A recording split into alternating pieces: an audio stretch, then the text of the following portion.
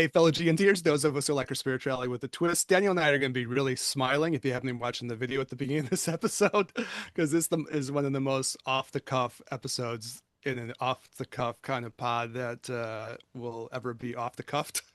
Yes. We can barely get through this little intro because we're both laughing about it, but we were having a conversation about really Hmm. some deep stuff. And, usually we do a little pre-recording conversation between the two of us, whatever's on our mind for the week.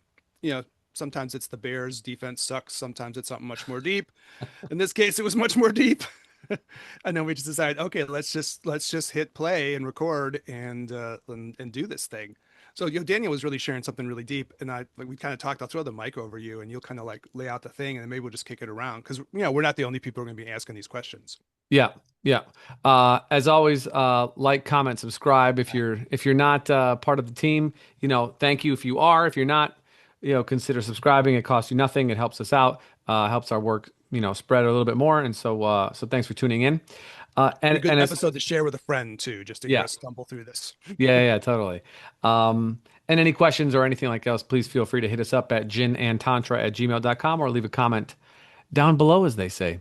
Anyways, all right. So the premise of this episode is based around a question that I had. Actually, maybe two or three questions kind of wrapped into one. And I so, think it could have both of our retreat experiences too, in a way, right? yeah, Hmm. yeah. So So Eric, immediate stuff. Yeah. yeah. So Eric and I do retreats over the year, and we will be having another retreat coming up that we'll be hosting for the public at the end of March.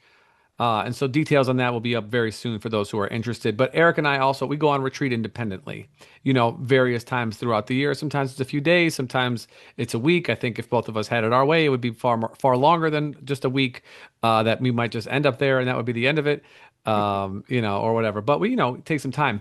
And for those who've never been on a like a meditation retreat, whether it be super formal or more relaxed, it's a very unique and lovely space that I personally find far more recharging and rewarding than any vacation that I've ever been on. And I'm fortunate enough to have traveled quite a bit around the world. Eric gets to travel with his family a little bit here and there. And, I know not everybody does, but people can go to Wisconsin Dells or some national parks if they can't get out of the country.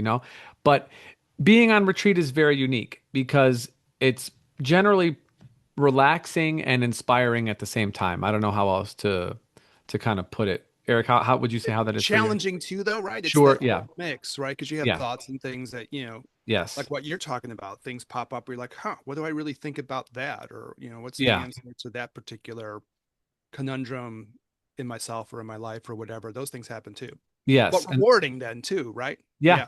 Yeah. Yeah. And so we'll just hop right in then. So Eric, that's a good point. So sometimes when you're on these meditation retreats and you're doing, various forms of meditation, depending on what kind of retreat you're on, usually multiple times a day, but the rest of your day is pretty chill. You're reading, you're drinking tea, you're kind of hanging out.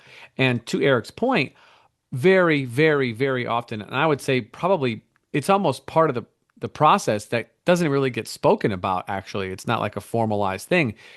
As the retreat participant, you're going to have questions that arise. Sometimes you go into retreat with question, but I find for me even more often questions arise in the middle of my meditation practice. I think it's probably part of the point if I'm going to be sort of meta and honest about it. And so I'm going to go over the questions that came up for me, and we're going to work through it in hopes that this helps other people who are probably asking these same questions. So a little bit of a long lead in, and I realize, however, the premise had to be given so that you understand, as this is not necessarily a super long form podcast. However, it's not exactly a 10-minute conversation either. So with that, I'll begin. I have, and so this is also very personal for me. So, I'm expose. spotting because this is getting to the personal part. Yeah, so expose on one of our half the team of the Gin and Tantra pod here. So here we go. So I have in Buddhist tradition, there's what they call like the three jewels, or what they call like the three very rare and unique, precious aspects of the teachings. The Buddha and the Dharma and the Sangha. And we've kind of been over these before. Buddha, you can take as the historical Buddha, or you could take as, your own soul, your Buddha nature, your Christ nature, whatever. Dharma they consider as like the teachings, but it's also reality. it's kind of Dharma is the hardest one to quantify, but we're going to leave That it kind of like makes a this. certain sense though when you think of it that way, because it's the nature of reality, it's the teachings about the nature of reality. So you can kind Okay. of fuse that if that clicks for people. Yeah. Yeah, that's a good one. Yeah, And because it's then kind of it is funny because it has lots of meanings. It's true. yes. Yeah. And then the Sangha is like the group, the spiritual community, if you will. And there's another part in specifically in tantric Buddhism that is a very, very large part, and they call this like guru devotion or guru yoga, a practice where you will envision your teacher as the Buddha or as an emanation of an enlightened being. You're a specific teacher, you're a direct teacher, not a universal teacher like the person who is in charge of your learning, that your main one. That's, and I think it's a little bit of a foreign concept to some Westerners outside of maybe a large political or spiritual figure is to have this. But if you can imagine, if you know, for those who practice some kind of religion, your main imam or priest or pastor as your primary teacher, they would be the person who you would, you know, use in your images and your visions as the as an emanation of an enlightened being. I personally don't have one. I have multiple teachers in my life, Eric being one of those. So thank you, my friend, who have influenced me greatly. That's like it brings a little tears. That's okay. Who've influenced me very greatly. You know, we've had on a former teacher of mine, Mary Kay. I've mentioned my teacher Andre before. We've had on teacher Lama Glenn. We've had on teacher Robert Thurman. Rest in peace, Gillick Rinpoche. Like many, many people who have influenced me for sure. But I don't have a single one. So doing that practice is a bit difficult for me because I don't have one who I'm going to do that with. So this is part of this one premise. The other side of that, me being me and us being us, is being a bit of contrarians. Maybe it's in our Aquarian nature or something like this. We are sort of anti-establishment folk, which I think that people who are honest about oppression should be in some sense. I think everybody is. It's just a question of who we believe is oppressing who or whom, right? So I have this on the other side of that coin for sure. So people often ask me, "Oh, how was it when you were in the military?" I was like, "Oh, it was really hard because I hate being told what to do." You know? We don't want to talk about it now, but I mean, my dad had to serve, right? He got more Mm, like you had to at that time back in the yeah. 60s. And he had that similar thing. And all the stories between him and my godfather was them getting in trouble for doing shit that they weren't supposed to do in the way that they weren't supposed to do it. Yes. Yeah. Yes. Yeah. So That's exactly probably right. it runs in the inheritance that you and I have or something, even Yeah. more. Yeah. So this is the one part, right? So the main teacher and then a struggle with authority. And then I had I've had over the last, and some people who are watching this are going to know my personal story because they may have been friends of mine, and some people who don't are not going to know this my own personal story. I'm not going to share all of it. I'm going to just summarize it in maybe a sentence or two, which is very difficult to summarize a year and a half or maybe 3 years in a few sentences. But I'm going to simply say that over the last, for sure at a minimum year and a half, there has been a lot of loss of my own personal community in a very large way.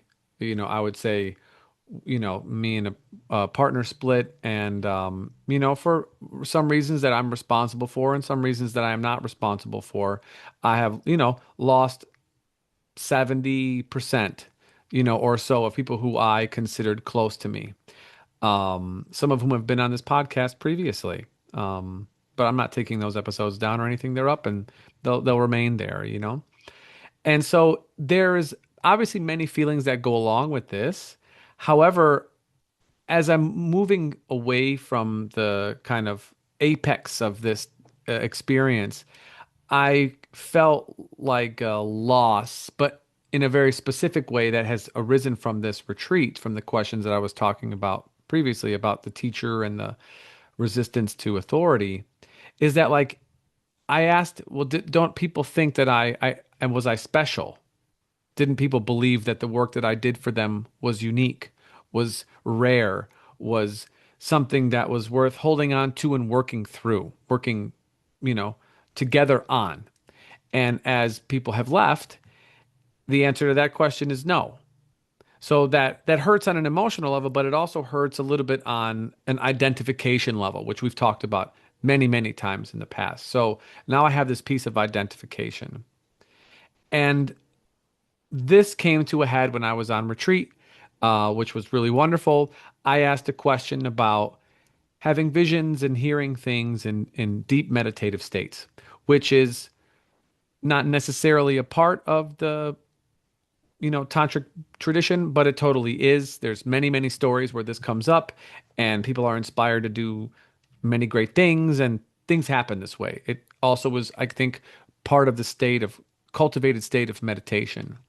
So I asked a question in a group setting, in a group share, about these experiences that I have, very vaguely, because I know it's not the place for me to talk about that in a group setting. But I did ask because I wanted people's thoughts, and these people who I was with have been practicing this style of meditation for 30 years plus. So I figured, why not ask these people live in person? And I would say that the overwhelming majority of the people in the room said, do not pay attention to those. Move on from that, sir. Go back to your practice and let all of that go into the ether. Now, we have had Robert Thurman on this podcast a couple times before, who I believe is a fantastic orator, great teacher, good human being, very good human being. And he has given us both answers. One that says, yes, you should pay attention to these kind of inspirational things. And no, you definitely should not pay attention to those inspirational things. So my question has still a very ambiguous answer for me and our other intrepid co-host here, Eric.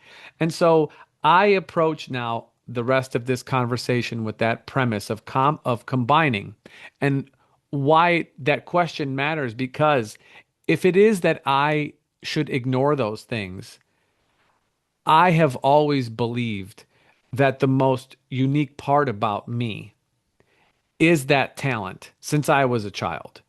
Dreaming was always very potent. Sensitivity was always very potent.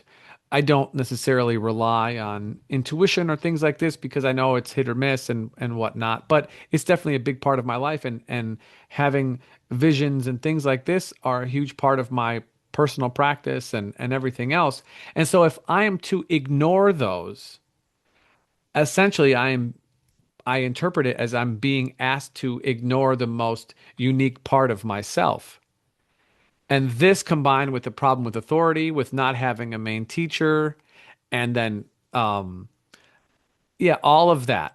The questions of who am I? What makes me me? Am I special? Am I not special? What if I am? What if I'm not? Who is remaining? That all of these questions sort of came up out of the retreat. And I don't think that I'm the only one asking them. And I'll say this, and then I'm going to let Eric come in and speak.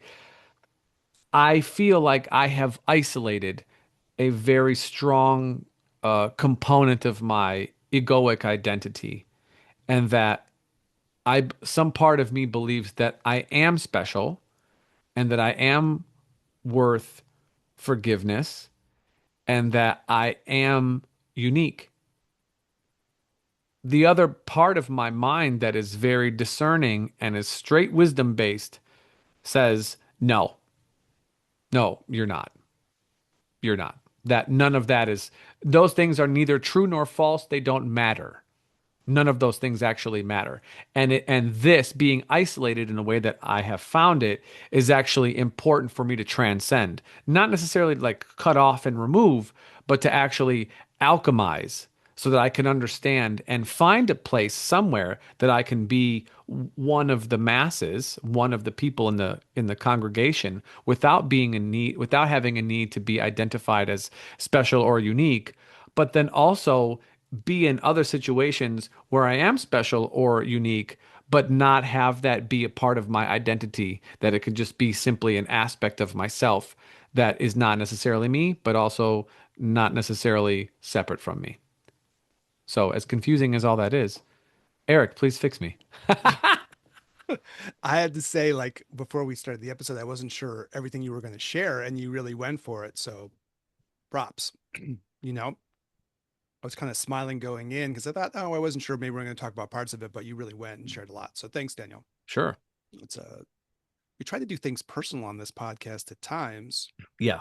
because we're trying to make it like, sometimes we're doing some educational thing. We're trying to like share about something, and other times we're talking about something that's more like this. What does it mean to really have a practice and try to transform yourself in positive ways, and what happens when you try to do that, Hmm. and all these different ways. Okay, as we were talking beforehand, and as I'm listening, I kind of broke this up into different parts of my mind. Hmm. So maybe I'll try to share my thoughts on some of this, and then we'll just see what we think in the end of all of it. So I think on the guru thing, I know I had a lot of questions about that part Mm. for me too. This has come up in episodes way back in the day, but I started off training Zen. I had like a couple of really strong relationships. One was, through the Zen organization, it was Hosokawa Roshi, who was like a pretty great Zen master. Pretty great. That's an understatement. Great Zen master. Pretty great. He was okay. No, he You was a great. know, He was a great Zen master. He's a pretty fucking impressive person. And like, it was one of those experiences of being around someone who's like legit impressive. We all have that in different parts of our life, you know. hmm. Maybe you're trying to be a musician and you're around some really great musician. You're like, holy shit, that's impressive, you know. Yeah. So he was impressive, and made obviously an impression on me with his impressiveness.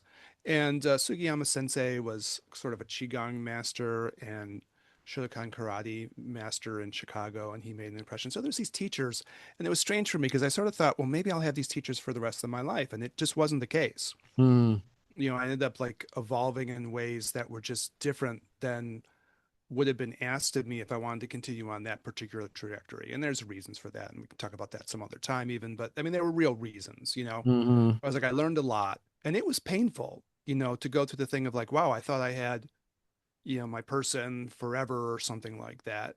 So that was kind of that did pop into my head. And as I went along, I started to realize like, okay, it's okay to have like different teachers Hmm. along the way. So my next mentor was Master Shengli Wang, Dr. Shengli Wang, great Chinese medical doctor, and Qigong Taoist kind of more master. And like he made a big influence on me. And I thought, okay, well, maybe this is my home base again. And it wasn't, So it was like I learned deep things from these different teachers. And the story kind of continued. And at a certain point, I think it really came to a head almost with like someone you mentioned earlier, Glenn H. Mullen, Lama Glenn, one of our favorite teachers. And I remember thinking, okay, do I have to make like some kind of guru thing with him? Do I have to like sort of anoint him in some way, some special way? And he was kind of resistant to that. And I've talked about that in different episodes here along the way too. And what I took away in the end was something like, you're probably going to have like multiple teachers. And like, that's okay, you know, even if, you might have a sort of a certain core group of people who've been really influential to you, like the Zen master I studied with, Master Wong, Glenn Mullen. One particular Kabbalistic rabbi made a big impression on me, taught me things in that sphere. And then, Tibetan Buddhist teachers outside of Lama Glenn, who would be like Gelek Rinpoche, the Dalai Lama. And I began to realize, in that viewpoint, even if I ask Lama Glenn, or even if you talk with someone like the Dalai Lama, or Gelek Rinpoche, you start to realize like they had multiple teachers. So there are like these stories, obviously, of like one really, really strong thing. There's really famous stories like Marpa and Milarepa is like this, right? It's just like, okay, this is this unique story of this, or Naropa and Talopa. You have some stories that are like that. But more often, what you really sort of get is like, no, people have like different teachers who kind of bring different things into their lives. And again, I don't know how this totally resonates with the things that you're asking, Daniel, but I'm just share my own impression on this. It was like, okay, that's fine. It's going to be different teachers that are going to, have that impact. And that got to be kind of like, okay. And I got comfortable with that. So that was sort of my thought on the guru part. Even as a practical thing, sometimes when you do one of these, Tibetan tantric meditation things, they'll ask you to kind of visualize a symbol of enlightenment before you, right? And it usually has to do with like what kind of practice you're doing. So hypothetically, if you were doing like a Tara, you would vision Tara in front of you, right? And she would kind Hmm. of appear as this sort of embodiment of the enlightened state, right? And a lot of times it'll be like you see that figure is inseparable from whoever your teacher is Right. or whoever your guru is. But what you start to realize is that, I mean, I think this is true. what you start to realize is that that figure then can be an embodiment of all of those figures that are Mm. influential to you. It doesn't have to be like one distinct person. Let's just go in blue over here. It Hmm. doesn't have to be one distinct person. It can be a composite of all the people that have had influence. Mm. So even sometimes in like Galupka, which is the Dalai Lama school, we'll just take that as an example. But I think all the schools do this. Sometimes they'll have you visualize like the whole lineage of all of the Yeah. people who have made an impact, Yeah. And it might not even be a personal teacher to you. It's just like the lineage going back to whoever was the founder of that, right? Hmm. And then a lot of times it'll go back to whoever, like sometimes they'll go back to Buddha, or sometimes it'll go back to, some important figure, right?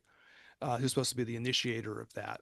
But it could be like a whole group of people. But at other times they'll say, well, you can condense all of that together as, like just one figure. You don't even see them as individual anymore, right? Right. And that might be even how you do your connection to whoever the important teachers are in your life. Like you might have, for my practice, maybe it would be Tara in front of me, but I would see in Tara as separable from like Gelik Rinpoche and the Dalai Lama and Lama Mm. Glen and the other teachers who've had a big impact on me. And they can all be embodied coming through that figure. And it's a way of sort of, kind of like looking at how that guru thing will play out in terms of your own life, right? Mm-hmm. So I found that to be comforting and helpful. Maybe it would be cool to think there was going to be like one magical person, Don Juan to your Carlos Castaneda, who was going to solve everything, but that Yeah. story isn't real, first of all. And it's told to make a point. And that usually isn't how it's going to play out. It's usually going to play out that you can have multiple teachers who will bring different things to your life. Even go back to Robert Thurman, Bobby T, one of our favorite people, when he does his meditations on the jewel tree of Tibet or whatever I think he calls it, right? He Yes. puts everybody up there. Yeah. Your mom, your dad, your teacher from school who put you in the right direction, right? Yes. Einstein, if you like relativity, your favorite hip hop person, if they like said things that, helped you get your own defiant pose, Right. right? Right. Maybe it's Rakim up there or Hmm. Chuck D, Yeah. if you're old school Guru. hip hop, like, but it's people who've had like that positive, who brought that positive enlightening force into your life, right? Mm. Mm.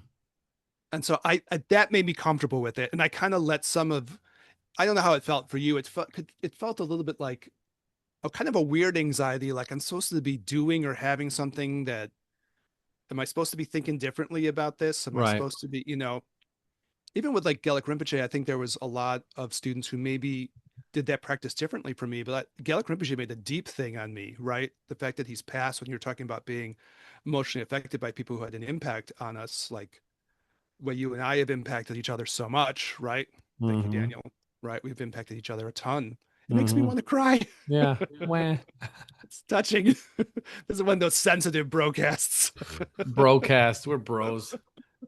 But the sensitive bros, right? But anyways, I was like, but I didn't do even, I felt deeply moved by Rinpoche. He affected me a lot, like a Mm. lot. But I wouldn't say he was like the only teacher who impacted me or Right. something. Right. And I realized I could make a pressure on myself to feel that way, but it would be artificial feeling. I'd be trying to generate something, forcing it or something, right?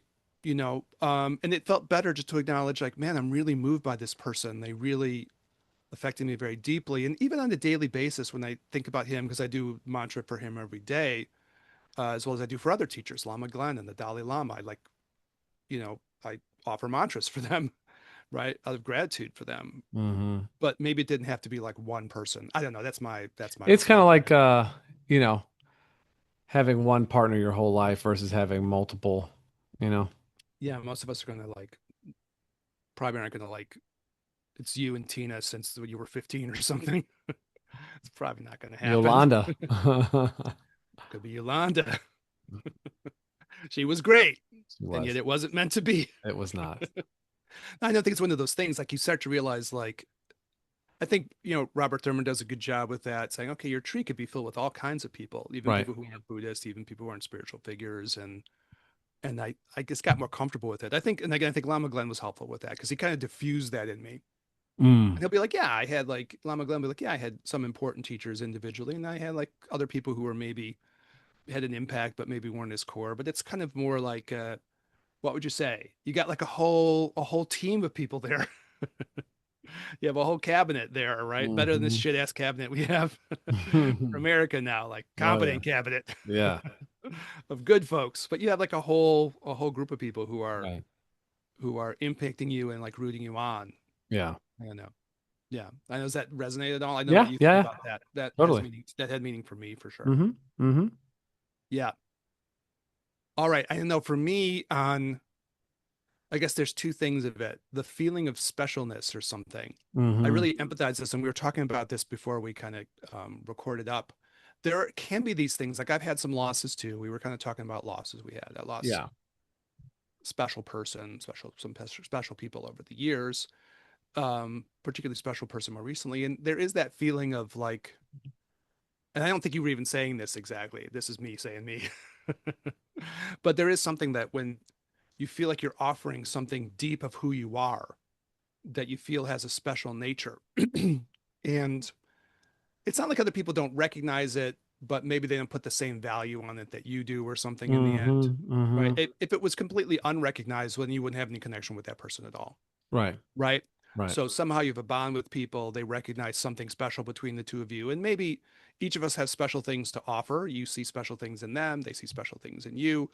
You know, I was thinking about this exactly today. So it's funny how often we're in the same headspace. But I do have this thought like, it's not conscious exactly, but if I reflect inside, I'll be like, wow, I thought what I was offering was more special and this person didn't see it that way. And it Hmm. can ouch a little bit, right? Or beyond ouching, it can kind of create a weird feeling of like a slight self-doubt, Hmm. you know, where you feel Hmm. like, okay, well, I really thought I was offering something more special and this person didn't put the same value on that I did. Hmm. And so that can feel that way. And I think what both of us kind of get is that's a little diluted. Yeah. Like we're not blind to the fact that Not like at all. it's not totally correct, No. right? Correct. Or it's like correct to some percentage, but it's not like 100% correct, No, you it's not know? 100% correct. It's not completely wrong, but there's a Yeah. little bit of woe is me in there also. Yeah. Or God, how the fuck do you talk about these things? Because they're so tricky. And you and I realized that when we hit record, this wasn't gonna be the easiest thing to talk about. Mm-mm. But I think it's okay to feel that like, boy, I think I have something special to offer. I think I have something even special to offer to this person or maybe a community of people. Hmm. I'm trying to bring this there. And I think it's okay to feel that way. I think that that's fine. Sure. Obviously, the trick would be what? Like to recognize, like, sometimes shit doesn't work out, right? Hmm.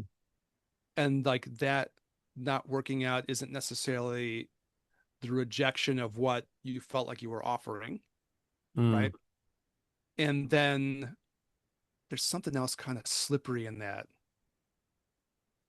I guess the big thing would be like, I think it's still okay to feel like, yeah, I had something special to offer. Maybe that wasn't the right time or the right circumstances for, this particular person or this group of people, right? Hmm. But to go back and what I think is important, I'm curious what you think about this, is to go back and make sure that you edit out that self-doubt part.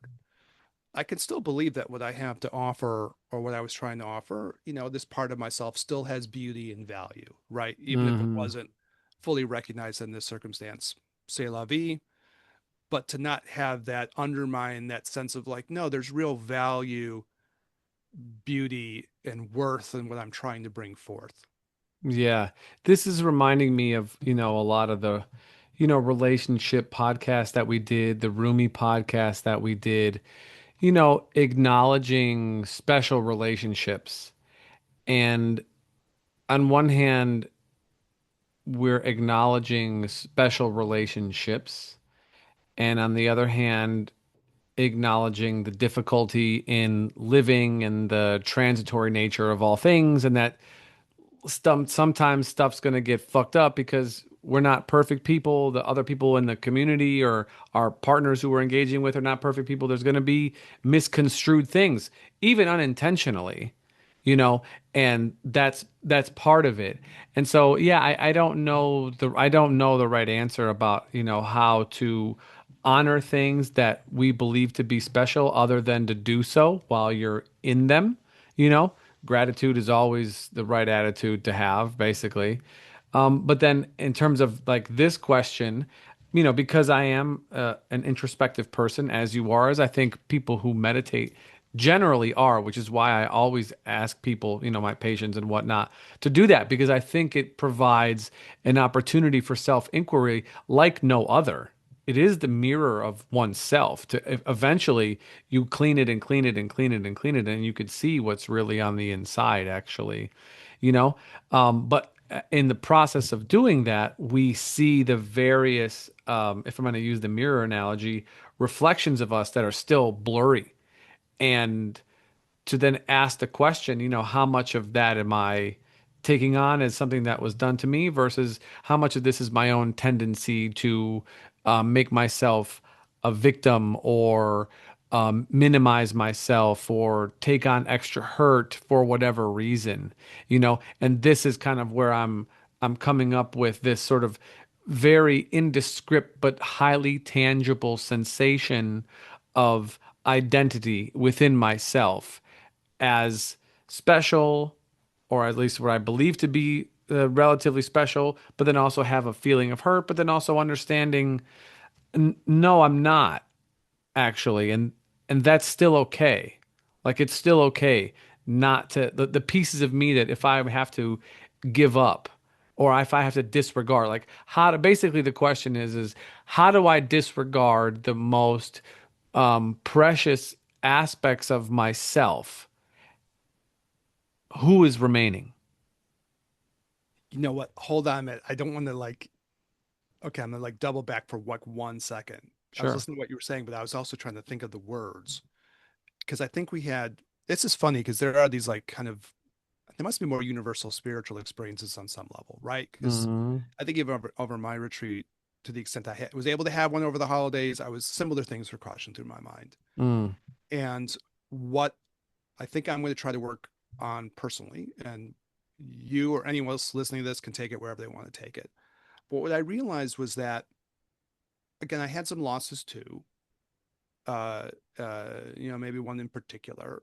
And there was this sort of insidious feeling underneath the surface that I identified. And what it was that I had a subtle loss of like uh, uh, confidence, maybe could be a word for that, or belief Mm-hmm. in and then effort towards what would have been like my most high spiritual aspirations. Like somehow they got lost a little bit, Mm-hmm. right? And I was trying to figure out like what happened in that. Like what the fuck did this happen? Mm-hmm. Because I still was keeping the gears going. I was practicing every day. I was doing my things, but there was a little lack of inspiration in it. Maybe that's the right word for that. So we kind of wrestle for words. And the end, what I kind of identified was, I'm going to use that phrase again, insidious feeling.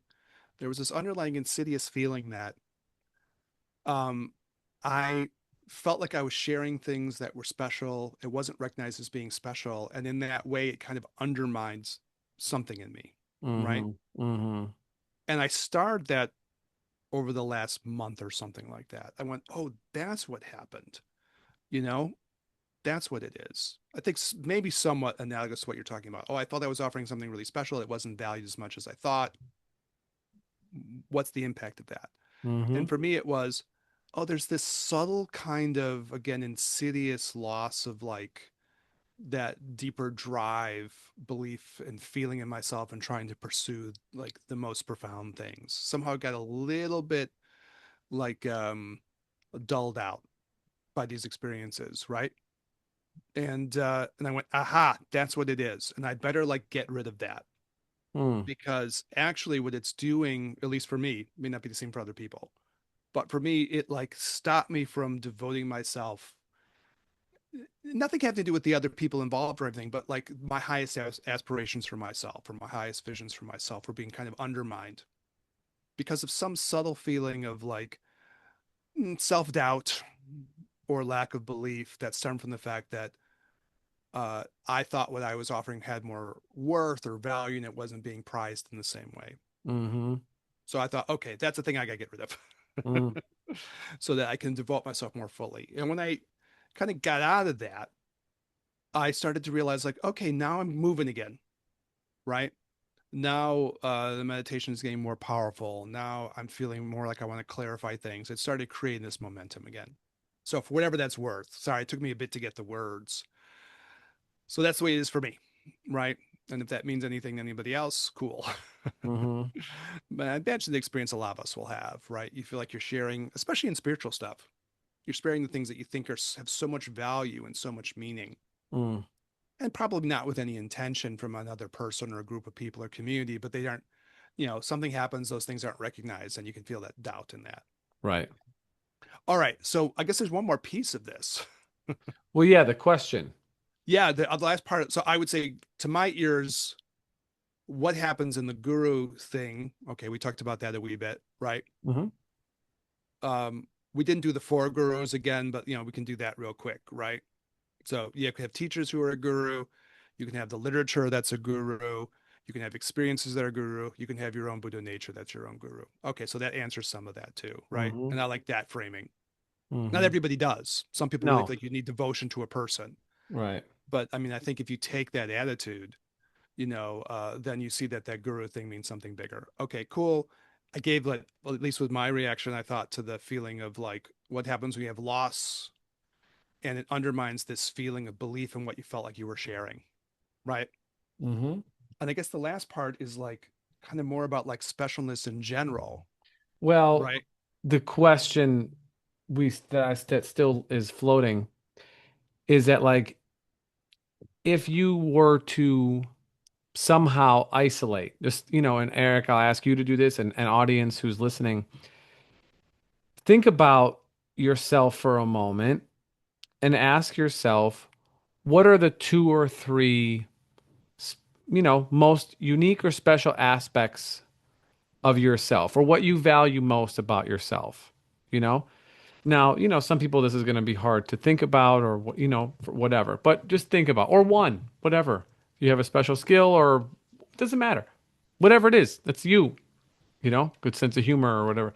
I ask people in my clinic at the end of our intakes, I say, tell me the two best parts about you. It's the hardest questions I ask the entire time. I have a really hard time asking Yeah. that. Oftentimes it's oh, I'm very productive and I'm good at organizing. And I was like, no, those are not. I mean you, you know? Um Yeah. anyway, so if you were to isolate a couple of those things that are really core identifiers of us, who would we say we are?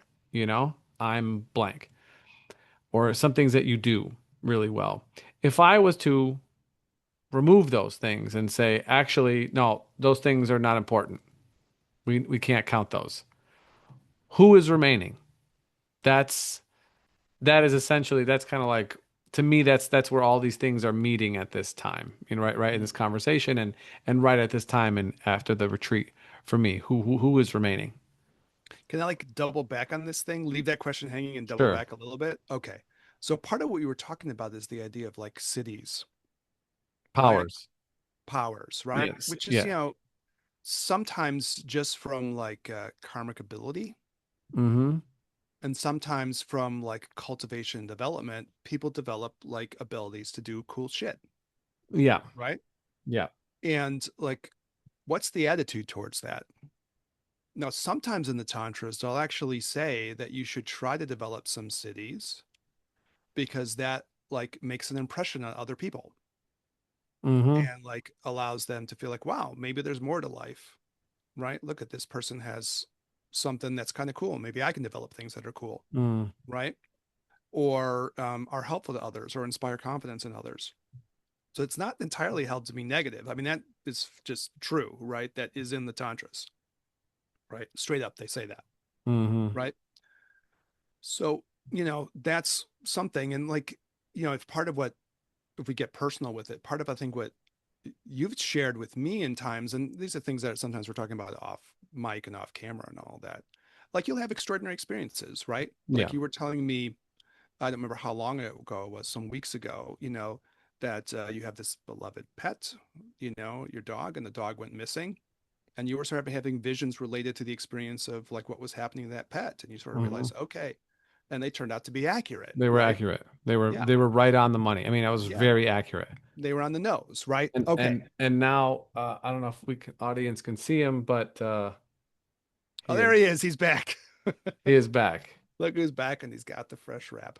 Yeah, that's So, right. no, he went missing for a bit. It was like He was in the worrisome. forest for a few Yeah, it days was on his own. worrisome. Yeah, he Yeah. got stuck. He got his neck stuff, and you were having visions around that, right? Hmm. So, okay, so is that a cool thing to happen? For sure. Right. Is that That's cool? Yeah, cool. that's cool. Yeah. Um, now, are like, if one has those kinds of things happening, or like you or me or whatever, are we the only people who have those experiences? No, No.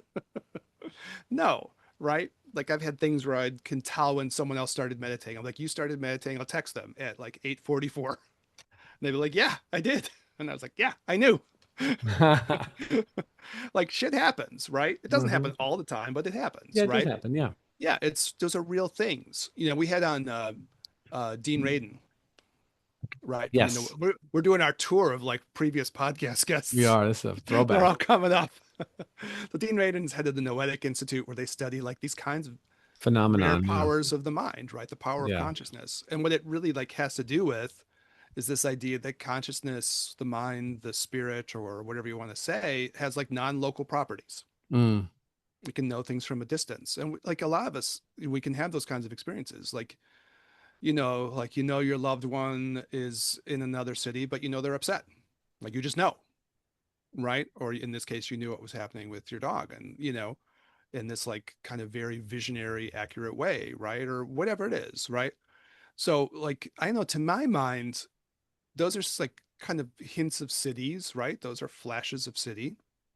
And I think it says something metaphysically about how the universe works, right? It says right. something about the power of the mind, the power of the spirit, or whatever word you Mm. want to use. Shen, our favorite Chinese word for this, right? Everything sounds a little bit better in Chinese. It does actually. Yeah, it does sound better. I'll say Shen instead of spirit, and people are like, "Ooh, Shen, that's interesting." You say spirit, and people are like, I don't think I care I about don't know that. about that. It doesn't feel right. You say it in Chinese, people are like, "Ooh." So, anyways, like it tells you something. It actually is a metaphysical statement about how the reality works. There's aspects of consciousness or Shen or whatever that are non-local, and we can tap into those things.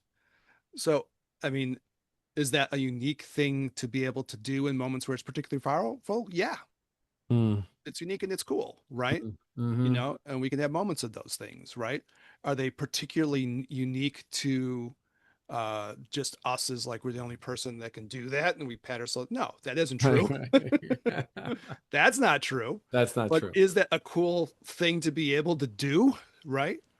Yeah. And is it also like informative about insights into the nature of how reality works? Yeah, it is. It tells you something about the nature of consciousness, right? And the power of the mind and all these awesome things. So, I mean, my reaction to that kind of stuff is like, those are cool experiences and cool abilities to have as one has them. And they're unique to whatever our own individual talents are, being able to do that at different times. And it's not unique in the sense that we're the only person who could do that. If we felt that, then that wouldn't be right, Right. But like as far as a phenomenon that happens, it seems to me like, okay, yeah, those are things that happen, right? So I think that's okay. I think that's a fine attitude to have towards Mm. those kinds of experiences and those kinds of abilities, right? I suppose if they go too far, you get some of the Zen stuff where they'll say like, don't get too bunched up on some of these experiences because they might lead you like in funny ways or something, right? Right. So I mean, I suppose it's the attitude that one takes towards it. Yeah. But like, I think they're like good, and it's like kind of like equivalent to other like karmic talents. Sometimes people have those things just more naturally, That's and true. Dean Radin talks about that, right? Some people Yeah. can talk to the dead, you know, real easy, and other people can't, or whatever, right? Their karmic abilities, right? But I think that's fine. And like other people have karmic abilities that they're great intellectually in the sciences, or my son Hmm. fucking plays chess, and it's a Right. karmic talent, or some people have musical talents or whatever it is, right? So I think that's okay to my mind. I don't know if that makes sense to you. Yeah. I think it's just Yeah. like realizing like, okay, I'm not the only person who has karmic talents. That would be weird. Right. Right? But as long as you recognize like, okay, this is like a range of talents that human beings or maybe other beings in the universe can have, right? Okay, cool. And if I had this one, awesome. Go me. Mm-hmm. Okay, fine. And then the other part that strikes me about this, maybe, and I don't know how this resonates with you on this point, but like there's a question of like personal authenticity, what Mm. feels authentic versus transcendent aspects of the self. And I think we've talked about this in different episodes at different times. This issue Mm-hmm. comes up because I think there is something about, I associate it a little bit with Taoism too, but like, we each have our own unique Tao, our own unique expression of who we are, right? And it feels good to find that unique expression. And yeah, on the other hand, there's something transcendent of that too, Mm. right? Which is the more transcendent aspect of like, let's say Eric or something, like there is no Eric past a certain point. There's just going to be this Buddha nature that isn't Eric. Mm-hmm. But like both of those things, I think can be positive things, right? To feel the power of like, this is my own individual expression and creativity and identity. And then this is the part that's more transcendent. And both of these things can have value. Maybe it's like an ultimate truth thing versus an expression of conventional truth, if we want to use those kinds of Buddhist sounding Right. words. I remember like when one of the guys was talking about the Zen masters, and these were people like Zen masters that weren't just from books and stuff, that we were talking about them too, but like people that you knew, because I like knew multiple people who were Zen masters. Mm-hmm. And he was just saying, when their personality, when they get, as people get more enlightened, it's not like their personality gets like more mushy or absent or something. Right. They develop stronger expression, right? Mm. It doesn't like they don't turn all vanilla, bland, like, like there's not like the yogurt that's just like the yogurt. There's some spice in that yogurt. Right. There might even be some hot sauce in there. Right. Mm. People get young, or like they're not all just bland old washed out yin. And I was like, yeah, there's a truth to that, which is part of their own individual expression of their own Mm-hmm. design or something. So I don't know. I mean, that's my reaction to those things. I know some Mm. people will be negative towards that kind of way of talking, but I don't know if I see it that way. There's going to be somebody who's negative towards any way of talking. That's just, every way. And Yeah. and so that's what you would say into and we want you to double back a couple times. But maybe we'll close with this that question, of like what is it that you think remains when the individual, when the pill, the kind of the pillars or the gems, the individual authentic gems, or we could say karmic influences or whatnot, that are, big pieces of who we are. What if those were to be taken away or to be asked to be disregarded for any number of reasons? What would remain? Who would remain? The weird thing and I'll try to answer this in like my own way, right? Sure. We'll try to be real. Yeah. I mean, you could force an answer, but I'll try to answer as real as I can. So the thing that hits me about this, and I don't know if we have a different idea about spiritual practice this way. We might legit, right? Find out. In some versions of like when people think about these things, they think about ego, that Mm-hmm. word will pop up. And the whole idea would be like, I have to transcend this ego. Right. Right. And that's a legit way to think, right? Mhm. And like there's a whole kind of metaphysics around that of how to think about that, right?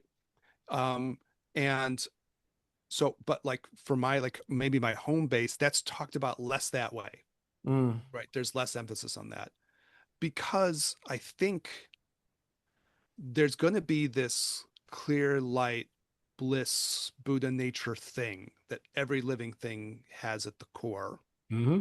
right?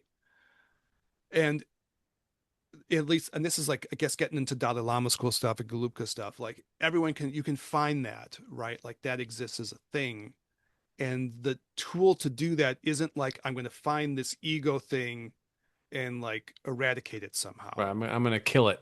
I'm going to kill this ego. They don't talk that way that No, much. they don't. So that's a little bit more my home base. When I look at through my own experience, and this goes back to even doing Zen, where they might talk that way a little bit, but I would fall back on the same kind of thing where I feel like authentic expression has a power to it too, Mm. because it inspires authentic expression in others. It's like a resonance argument. And you and I work with people all the time. So you sort of get a feeling for how this works. Mm. If you're more authentic, it pulls out authenticity from others, right? Mm-hmm. The closer to you, any of us get to like a more, again, I'm being kind of Taoist about this, but a more, your own personal Tao that you're expressing in a more authentic way, it tends to resonate with others. Mm-hmm. The same way if you go into like Buddha nature, clear light stuff, it tends to create that resonance in others too. It does, yeah. Or in a retreat situation, like we did our retreat last March, we're going to do it in this March. If you connect to some energy, it tends to help other people connect to that energy too. Abso-fucking-lutely. So there's less of that emphasis on like, like there's this ego thing that I have to eradicate so I can Mm, get to this more transcendent thing, to be honest. mm-hmm. So I've Mm-hmm. been more comfortable with like, I'm more comfortable with that way of thinking. Mm-hmm. If I get really personal with myself, one of the things I've been questioning is I'm a big believer in like Rumi, Mm-hmm. and I'm big a believer in like love and sharing love with others. Now that doesn't always work out. It's expensive. It's not that easy. So I've like wondered like, and in this culture, it's not very easy. Like people don't tend to resonate in that Mm, way, right? Just isn't part of the culture. Okay. So I've had to ask myself, if you ask me about things that are important that you feel like whether you need to give up or not, right? I'm just sharing my own recent experience of this. Where I thought, okay, what am I going to do about that? Because I am a big believer in this, but probably most of the people that I'm going to interact with don't think about the world the same way as me. And so what does that mean? Right.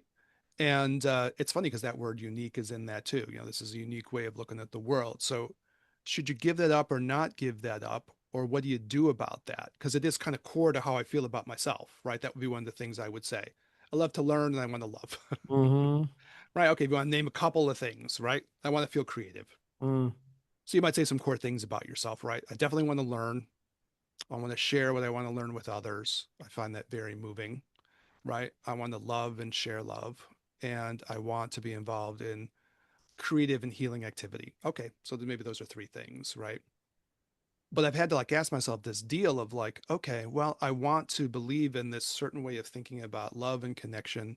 And maybe it's not going to resonate with other people. So do I give that up? Is that a thing that I just have to like, okay, check, I'll leave that at the door? Or what do I do with that? And it's kind of so core to who I am, and I actually really believe in it too. It's not like if it was something I didn't believe, I would dump it. right. Right. If you're like, well, I thought that was an important thing, but that's kind of bullshit. Fuck it, that can go. You can jettison things, right? But I think if you really believe in them, it gets a little bit harder. So I've been kind of like trying to figure that out for myself too. I kind of realized like, well, maybe I'll have to figure out other ways of like directing this thing. I also was asking the question, is it like a little bit of an archetypal thing too? The lover as an archetype or the shaman as an archetype, Mm, right? Do I over identify with this archetype mm, in some way? And an archetype has a power, right? right. You feel the archetype of the shaman, you're like, wow, I feel tons of energy with this, right? Mm-hmm. Uh, so you start to think, okay, well, do I have to drop this or not? But I guess my own probably reaction in the end would be if it's really core to who you are, then maybe that becomes part of the spiritual path, anyways, and it's how you transform. Mm. And then maybe you can't be pushy. I'm not talking about you. I'm saying I'm not saying you. I'm saying any of us. I'm using the universal you, Yeah, yeah, yeah. right? Like maybe for all of us, we'll have to figure out how to take those individual characteristics that are deep and direct them into a spiritually uh, productive way or something like that, right? Mm-hmm. If you could put on your Carl Jung hat, he would say, well, you can't really totally get rid of these archetypes anyways, Mm, right? That's hard to totally get rid of them. They're not ultimate reality. They're right. not Buddha nature, right? No. Okay, cool. But to the extent that they're powerful things, they're there. And so what I've been trying to do is I'm saying, well, okay, well, the tantras are for passionate people. That's one of my favorite quotes about this.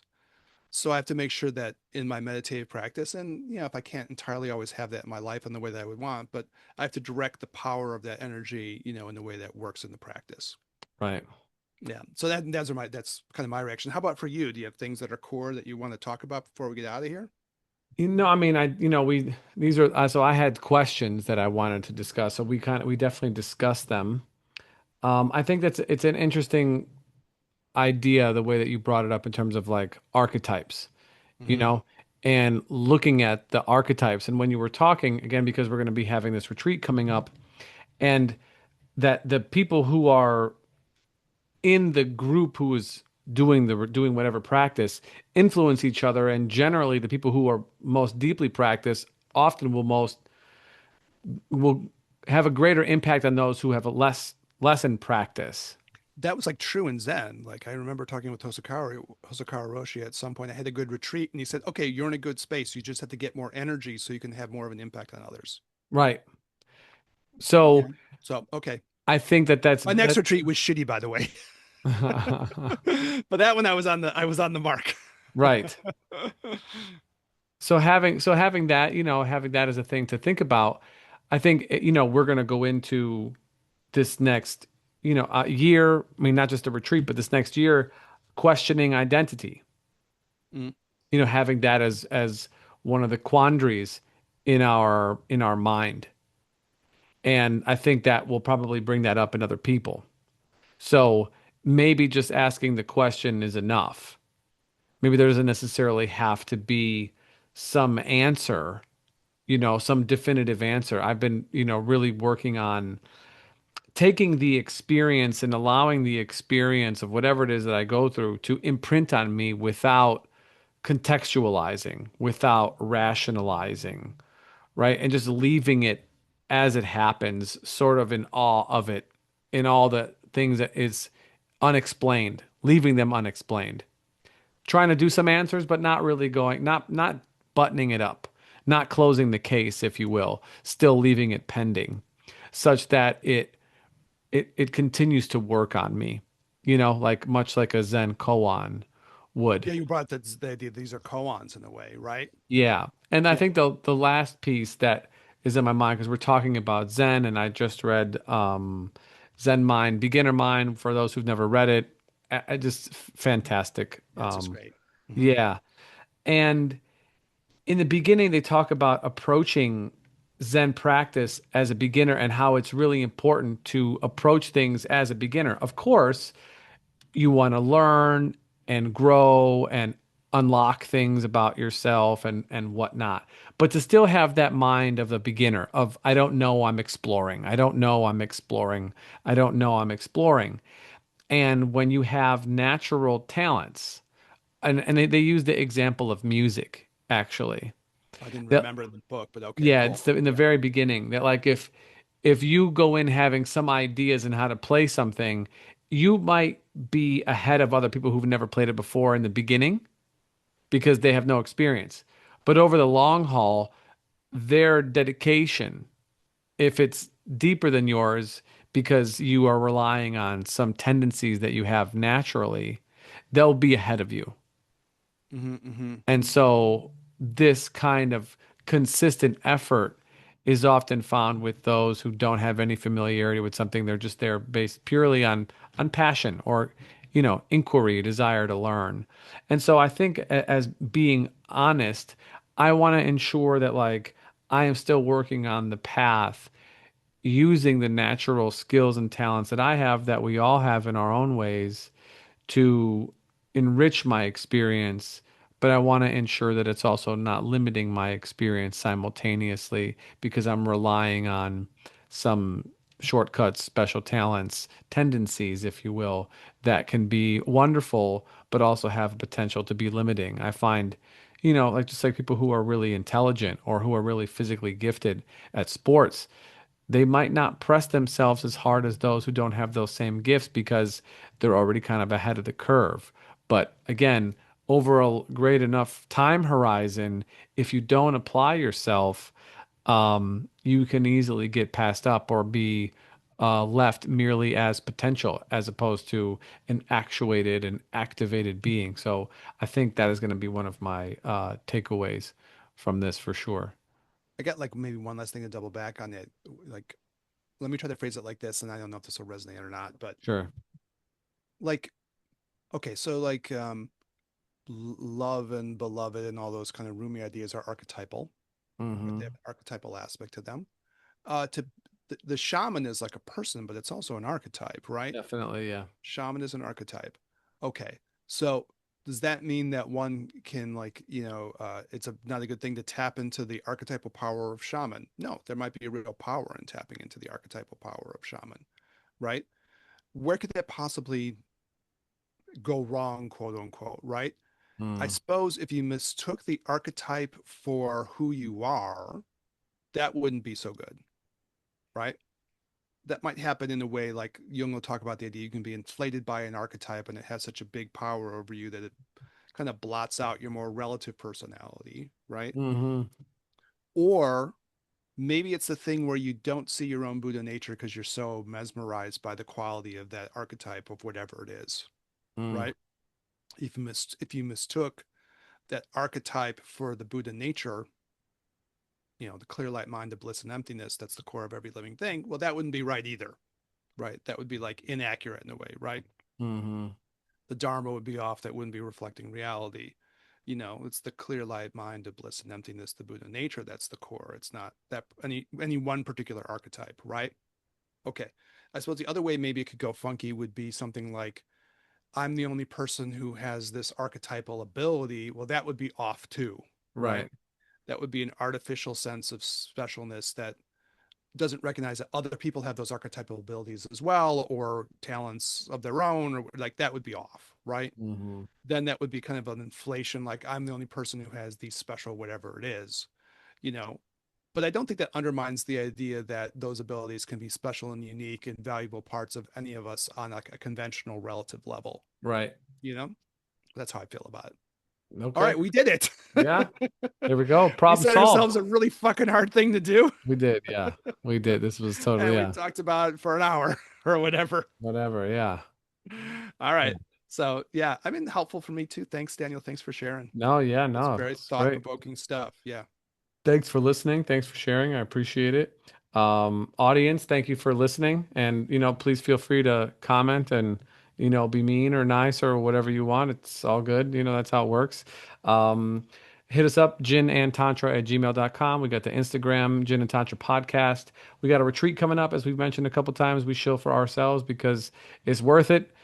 Space will be limited. Information is going to be up very soon. Might even be attached to this podcast if I can get all the bookings in order. But yeah, thanks everybody for tuning in. We do this as a passion project. Really, we're exploring our own psychologies and sharing things that we've learned and things that have value outside of our professional careers. Our personal lives definitely influence our professional careers highly. And this is a way in which that I think, if I could speak for myself and maybe for Eric as well, this is the nectar, of all of the crossroads of everything. That this particular project here is the nectar. So for whoever's listening, thank you so much. I do hope that our work has been beneficial for you guys, and we'll continue to do this, for some time. So for Eric, this is Daniel. We'll catch you guys in the next one. Peace.